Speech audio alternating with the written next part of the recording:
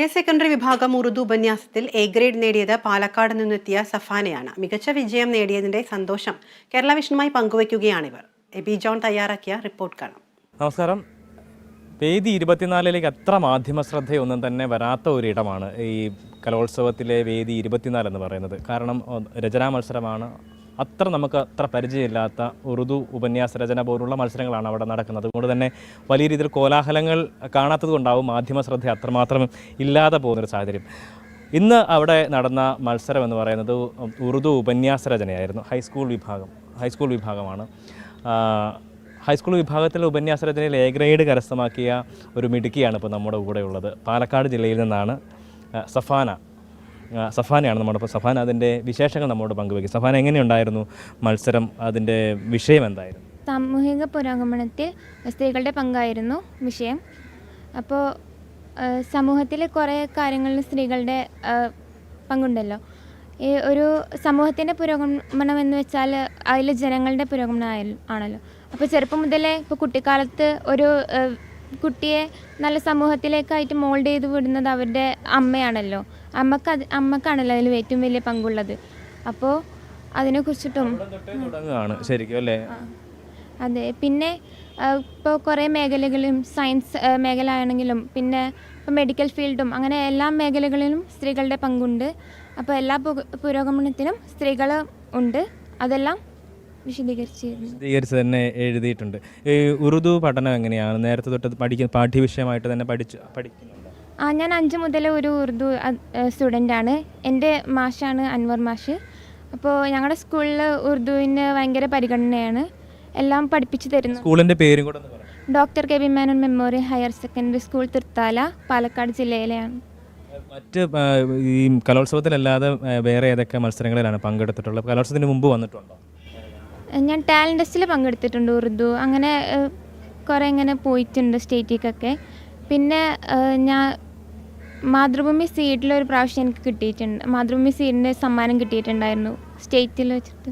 അങ്ങനെ എന്തായാലും മാഷും കൂടെ നമ്മോടൊപ്പം ഉണ്ട്. മാഷ് ശരിക്കും ഒരു സന്തോഷമുള്ളൊരു സമയമാണ് ഇന്നിപ്പോൾ. എന്തായാലും സംസ്ഥാന കലോത്സവമാണ്, അതിലാണ് എ ഗ്രേഡ് കിട്ടിയിരിക്കുന്നത്.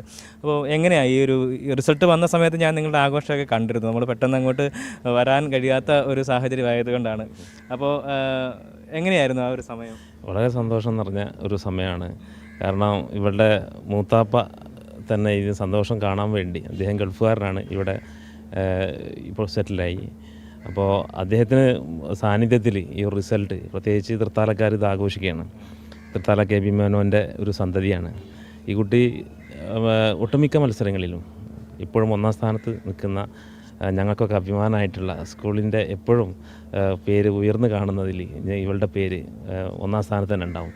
മാതൃഭൂമി സീഡ് പുരസ്കാരം വാങ്ങിയിട്ടുള്ള, അവാർഡ് വാങ്ങിയിട്ടുള്ള കുട്ടിയാണ്.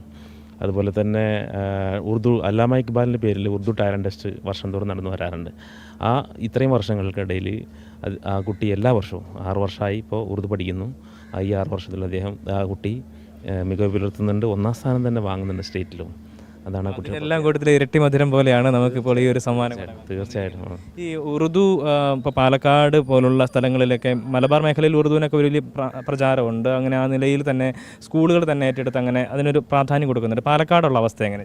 പാലക്കാട് ജില്ലയിൽ ഇപ്പോൾ യഥാർത്ഥത്തിൽ 10ാം ക്ലാസ് വരെ ഉറുദു പഠിക്കാനുള്ള അവസരങ്ങൾ നന്നായിട്ടുണ്ട്. പക്ഷേ ഹയർ സെക്കൻഡറി തലത്തിലേക്ക് വരുമ്പോൾ ഒരൊറ്റ സ്കൂളിൽ പോലും ഉറുദു തുടർന്ന് പഠിക്കാനുള്ള അവസരമില്ല എന്നുള്ളതാണ്. ഞങ്ങളെപ്പോലുള്ള അധ്യാപകരുടെ കൂട്ടായ്മ ഇതിനു വേണ്ടി, KUTA ഇതിനു വേണ്ടി പരമാവധി ശ്രമം നടത്തിയിട്ടുണ്ട്.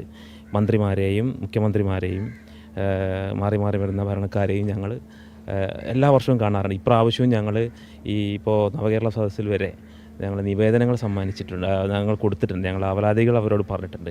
നേരത്തെ വന്നുള്ള സർക്കാർ അനുഭവപൂർവ്വം പരിഗണിക്കാമെന്ന് പറഞ്ഞിട്ടുണ്ട്. ഇപ്പോൾ ഞങ്ങൾ ആ പ്രതീക്ഷയിലാണുള്ളത്. കാരണം 10ാം ക്ലാസ് കഴിഞ്ഞാൽ ഈ കുട്ടികൾക്ക് തുടർന്ന് പഠിക്കാനുള്ളൊരു അവസരം പാലക്കാട് ജില്ലയിൽ എവിടെയും ഇല്ല. അപ്പോൾ അത് പരിഗണിക്കണം എന്നുള്ളതാണ്. കാരണം ഇത്തരം ടാലൻ്റായിട്ടുള്ള കുട്ടികൾക്ക് അവസരം നിഷേധിക്കപ്പെടുകയാണ് ചെയ്യുന്നത്. അപ്പോൾ അത് ഒരു മാറ്റം ഉണ്ടാകുമെന്നുള്ള പ്രതീക്ഷയിലാണ് ഞങ്ങൾ അധ്യാപകരും വിദ്യാർത്ഥികളും. തീർച്ചയായും ഈ ഒരു സന്തോഷത്തിൻ്റെ ഘട്ടത്തിൽ നമുക്ക് അധികാരികളുടെ മുന്നിലേക്ക് വെക്കാനുള്ള ഈ ഒരു ആവശ്യം കൂടിയാണ് പരിഗണിക്കപ്പെടേണ്ട ഒരു വിഷയം. പാലക്കാട് പോലുള്ള സ്ഥലങ്ങളിൽ ഉറുദുവിന് ഇത്രമാത്രം ഒരു പരിഗണന നൽകുന്ന ഒരിടത്ത് തുടർ പഠനത്തിനുള്ള ഒരു സാഹചര്യം കൂടി ഒരുക്കേണ്ടതുണ്ട്. അധികാരികളുടെ ഭാഗത്തുനിന്ന് കൃത്യമായ രീതിയിലുള്ള ഇടപെടൽ ഉണ്ടാകുമെന്നുള്ള പ്രതീക്ഷിക്കുകയാണ്. ക്യാമറ പേഴ്സൺ അക്ഷയ്ക്കൊപ്പം എബി ജോൺ തോമസ്, ടീം കേരള വിഷൻ.